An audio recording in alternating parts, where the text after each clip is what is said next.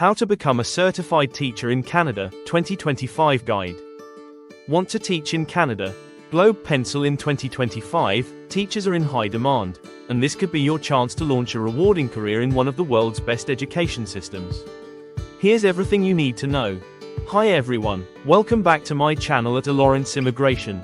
If you're an internationally educated teacher dreaming of teaching in Canada, this video is your complete guide.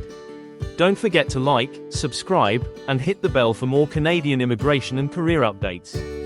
In Canada, teaching is a regulated profession. That means each province or territory has its own rules for getting certified. Before applying for jobs, you must be certified by the local regulatory body where you plan to work. Here's how you do it, step by step. Step 1. Check your eligibility based on the grade level and subject area you want to teach. Step 2. Apply to the Provincial Certification Authority and submit supporting documents like passport or birth certificate, police clearance, proof of English or French proficiency, official academic transcripts, translated documents if needed. Step 3. Some provinces may have extra steps before you're fully licensed, like additional testing or training.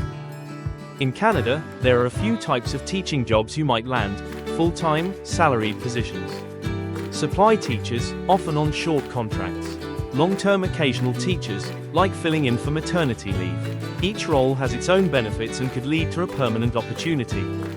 Good news! In 2025, several teaching-related roles were added as in-demand occupations, including early childhood educators and assistants, teacher assistants, special needs instructors, elementary and secondary school teachers. With teaching being an in-demand job, you might qualify for a category-based express entry draw.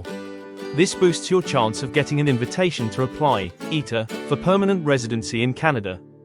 Canada needs teachers, and if you're qualified, this might be your perfect time to make the move. If you found this helpful, give it a thumbs up, drop your questions in the comments, and don't forget to subscribe for more Canadian immigration updates.